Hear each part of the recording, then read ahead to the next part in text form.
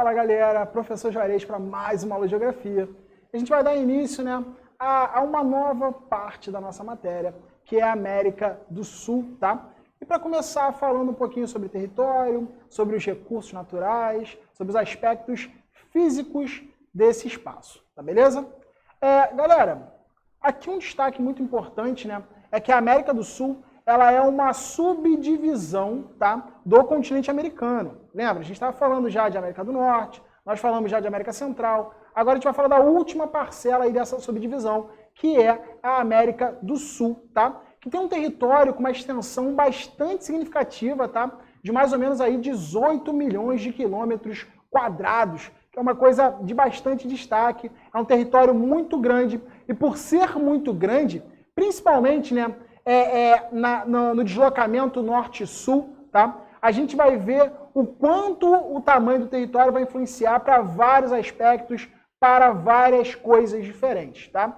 E aí vale a gente ressaltar que a América do Sul, como vocês sabem, é onde o Brasil está localizado, mas também está a Argentina, está a Bolívia, está o Chile, está a Colômbia, o Equador, está a Guiana, está o Paraguai, o Peru, o Suriname, a Venezuela, a gente tem a Guiana Francesa, tá beleza? Então a gente tem vários países localizados, tá? São 12 países localizados dentro desse território, tá tranquilo? E o destaque, ele vai ali, ó, você tá vendo, opa, desse lado aqui, você tá vendo aqui as bandeiras, cara, o destaque vai para quem? Para o Brasil, que é o país de maior extensão, que é o país de maior quantidade de recursos, que é o país de maior capacidade de crescimento e desenvolvimento, tanto econômico quanto social, dentro da América do Sul, tá? A gente aproveita tudo isso? Aí é outro aspecto. Mas que a gente tem potencial, a gente tem, tá beleza?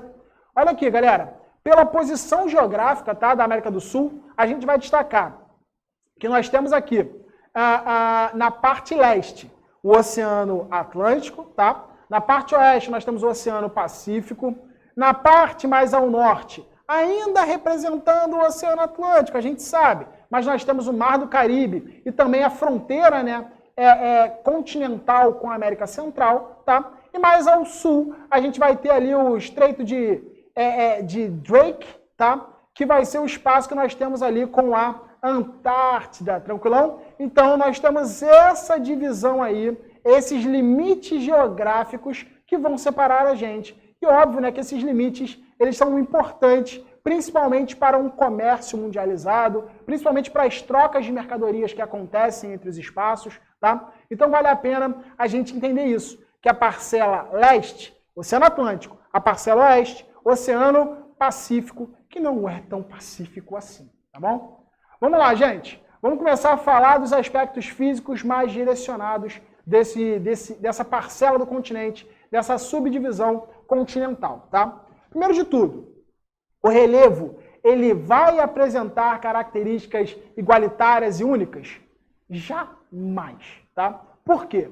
Quando nós falamos mais ao leste, daquela parcela do território que está mais próxima, vou botar lá, daquela parcela do território, aqui, essa parte aqui, que está mais próxima do Oceano Atlântico, tá? A gente vai falar da estrutura do relevo mais antiga que nós possuímos dentro da subdivisão continental, tá beleza? É a estrutura mais antiga, é a estrutura mais desgastada, é a estrutura mais transformada pelos agentes do tempo, pelos agentes exógenos, pelo intemperismo e pela erosão. Por que isso acontece? Porque essa parcela do território, ela vai estar localizada em uma zona mais instável, tá beleza? E ali a gente vai ter o que nós chamamos de maciços antigos, tá? Uma predominância de áreas de planaltos, tá tranquilo? De áreas mais elevadas, tá beleza? Quando nós destacamos a porção central do território, tá? A gente vai ver que existem muitas planícies, principalmente planícies que são fluviais, tá? Planícies que existem por conta de grandes bacias hidrográficas que a gente vai destacar daqui a pouco, tá beleza? Então nós temos mais planaltos para a porção leste, porção central com mais planícies, e quando nós falamos do oeste, professor, destaca aí pra gente o que vai ter lá. Galera, quando a gente destaca o oeste, nós precisamos lembrar que essa parte do território, ela vai estar na divisão entre duas placas tectônicas. E duas placas tectônicas que são convergentes. O que isso vai provocar para esse espaço? Primeiro de tudo, placas convergentes são placas que vão no mesmo sentido, tá? Uma afunda, a outra só ergue, a outra vai dobrar. Essa placa que dobra, galera, ela vai gerar uma estrutura montanhosa, tá tranquilo? Então, nesse espaço, nós vamos ter as maiores altitudes do território, tá? Nesse espaço, nós vamos ter as montanhas. A gente pode destacar aí a cordilheira que existe nesse espaço? É claro, vocês sabem qual é. A gente vai destacar aí a Cordilheira dos Andes, tá beleza? Que pega a Argentina, pega o Chile e pega vários outros países que participam dessa parte da estrutura, tá? Países esses que acabam, né, por conta do contato das placas tectônicas, de uma zona de menor estabilidade, uma zona mais instável, tá? A gente acaba tendo terremotos, a gente acaba tendo até mesmo ações, né, vulcânicas dentro daquele espaço. Tá tranquilão? Então, o relevo ele vai ser separado nessas três grandes parcelas. Relevo mais antigo e mais desgastado de planaltos a leste, planícies na parte central, depósitos, né, de sedimentos na parte central, e nós temos montanhas, dobramentos modernos na estrutura mais a oeste. Tranquilão? Então, o relevo se estabelece dessa maneira. Galera, a hidrografia, o sul, tá? Por ser uma parcela do território que está numa zona, né, intertropical, tá? A gente vai ter uma grande quantidade de chuvas acontecendo dentro desse espaço, de muita umidade dentro desse espaço. E a América do Sul, galera, ela vai se destacar como um território de grande potencial hídrico, tá tranquilo? Nós temos várias bacias hidrográficas que são muito grandes, várias bacias hidrográficas que têm grandes potenciais, sejam eles para navegação, sejam eles para a geração de energia elétrica através das hidroelétricas, tá bom? Mas a gente vai destacar aqui três regiões hidrográficas, três bacias hidrográficas que são extremamente importantes para o território. Quais são elas? A bacia amazônica, tá? Nós temos a bacia do Prata ou bacia Platina, tá tranquilo? E nós temos também a bacia do São Francisco, que podemos destacar, tá? E o mais curioso é que de todas essas o Brasil participa, tá? O território brasileiro vai participar, tendo, né, uma exclusiva e outras duas que são compartilhadas com outros países, tá tranquilo? Aqui é o que a gente está vendo, olha lá. Nós temos aí nesse mapa todas as bacias hidrográficas da América do Sul. Cara, e é óbvio que algumas, você olha e você percebe o destaque delas. Tu percebe como elas são grandes, como elas são muito, muito acima das outras em relação à capacidade. Por exemplo, galera, aqui nós vamos... Opa, meu dedo sumiu aqui, ó, meu dedo sumiu. Mas aqui, ó, tô apontando... Opa, aqui, me moveram, que bagulho sinistro.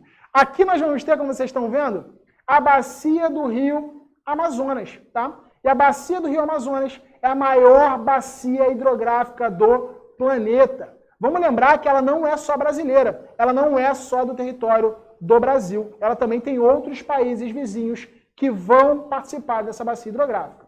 Nós temos aqui, galera, em verde, ó, essa coisa linda aqui verde, que também é bem grande, destacada, é a bacia chamada de Platina, tá? Que vai ter uma união de rios que saem do território brasileiro, que passam pelo Paraguai, pela Argentina e também Uruguai, galera, beleza? Então nós temos aí uma bacia de países platinos majoritariamente, com uma pequena participação do território brasileiro. E aqui por último, olha só, essa coisa linda aqui, vermelhinha, ó, a bacia do São Francisco, que é que tem uma importância gigante para o nosso território, principalmente para o Nordeste, né? Para aquela área do sertão nordestino, que vai ser abastecida por esse rio, né, tão importante, chamado, conhecido historicamente como o Velho Chico. Tá beleza?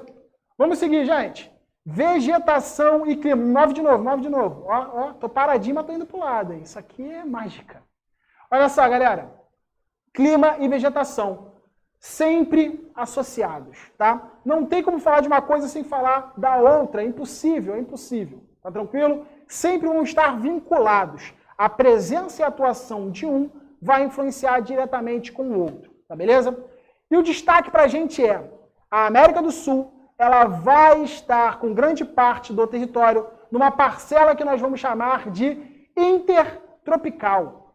Logo, ela vai estar numa zona mais quente do planeta, numa zona que recebe mais radiação solar, numa zona que tem temperaturas mais elevadas. Então, a predominância, tá, de tipos climáticos estão muito associadas a essa relação que nós temos, tá beleza? A outra parte, obviamente, é de um clima mais temperado, tá?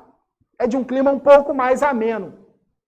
E você vai falar, pô, professor, é só isso que a gente precisa lembrar? Claro que não, né, galera? A gente tem influências locais. Nós temos, por exemplo, fatores que vão mudar esse clima a partir do local que a gente está inserido. Por exemplo, se você está em altitude, tende a ser mais frio. Se tem uma corrente gelada, tende a ser um pouco mais seco. Se a gente está em um lugar que tem uma vegetação muito abundante, tende a ser mais úmido. Se tem falta de vegetação, tende a ser mais seco. Então a gente precisa também associar outros fatores para essa associação, tá? Mas nós temos climas aí, equatoriais, tropicais, tá? Nós temos climas temperados, mediterrâneos, nós temos vários climas diferentes dentro da dinâmica do nosso, da nossa parcela, né, subcontinental, né, nossa parcela da América do Sul, tá beleza?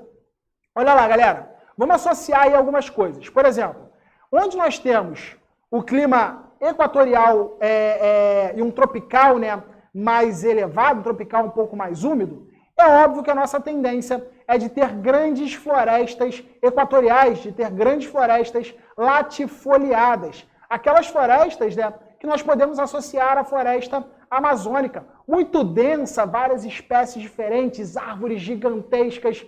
É basicamente isso que a gente vai encontrar, tá bom? Quando nós falamos do clima tropical, tá? E aí o destaque vai ser para o tropical continental, tá tranquilo? Nós vamos ter majoritariamente a vegetação de savana, tá? Aqui no Brasil a gente chama de cerrado, mas é basicamente aquela vegetação mais adaptada ao momento do ano, que é um pouco mais seco, tá beleza? Quando nós falamos de tropical úmido, isso acontece no litoral do Brasil, por exemplo, tanto na região nordeste como aqui na região sudeste, nós vamos ter as florestas tropicais, que nós conhecemos aqui como Mata Atlântica, tá tranquilo? Que também é uma floresta bem densa e que tem uma característica, né, de ser bastante elevada, suas árvores são grandes e tudo mais, sua estrutura é bem elevada e bem grande, tá? Na porção subtropical, ou seja, que está abaixo ali do Trópico de Capricórnio, a gente já passa a ter uma variação um pouco mais diferente, tá? Nós temos, por exemplo, a mata de araucária, nós temos algumas estepes e pradarias que são vegetações mais rasteiras, tá tranquilo? Vegetações que não crescem tanto pela falta, né, de capacidade de radiação solar que aquele lugar vai ter, tá? E mais para o extremo sul, com o clima temperado, a gente tem florestas que são chamadas de temperadas. Olha essa coisa complicada, difícil e sinistra da gente entender, né? Só que não. Olha aqui, gente. Aqui nós temos os mapas de clima, né? O clima equatorial e tropical predominando, tá? Com algumas dinâmicas que podem ser um pouco diferentes, como dinâmicas mais áridas ou semiáridas, dependendo do lugar que a gente está falando, ou com o frio aí de montanha, o frio de altitude que nós vamos ter nos Andes, tá beleza? E aqui nós temos, galera, a nossa dinâmica de vegetação. Olha lá, nós temos a caatinga, né, o cerrado, que são vegetações mais adaptadas à seca. Nós temos a floresta amazônica gigantesca, né, mais próxima ali do Equador. Nós temos a Mata Atlântica e florestas tropicais mais próximas ao litoral, tá beleza? O Pampa, né, que é essa vegetação rasteira de pradarias mais no sul, tá? Nós temos vegetações adaptadas às montanhas, por exemplo, vegetações desérticas desses espaços, tá beleza? Então nós temos uma grande variação de tipos vegetais dentro do território da América do Sul. Show de bola? Por último, mas não menos importante, a gente fala aqui do território em relação aos recursos, tá? Como nós falamos que a América, né, ela tem uma dimensão territorial bem grande e ela está localizada também em terrenos bastante antigos, tá? Isso vai dar origem, galera, a uma grande variedade, tá? A uma grande capacidade que o continente americano tem de gerar recursos naturais principalmente aqueles que são minerais, tá? Sejam eles minerais que são fontes energéticas, como o carvão, o petróleo, o gás natural, ou sejam minérios que nós vamos utilizar para a indústria. Minério de ferro, manganês, bauxita, cobre, outros minérios diferentes que podem ser utilizados e apropriados pela gente, tá bom? Então nós também temos uma grande quantidade desses minérios disponíveis no nosso território. Sejam eles energéticos ou de matérias-primas chamadas de commodities, né? Comercializados internacionalmente, como a gente vai ver na próxima aula. Show de bola? Gente, então a gente fica por aqui. Qualquer dúvida, qualquer problema, a gente vai resolver nas nossas aulas ao vivo, tá bom? Beijão, até mais, a gente se vê na próxima. Tchau, tchau, valeu!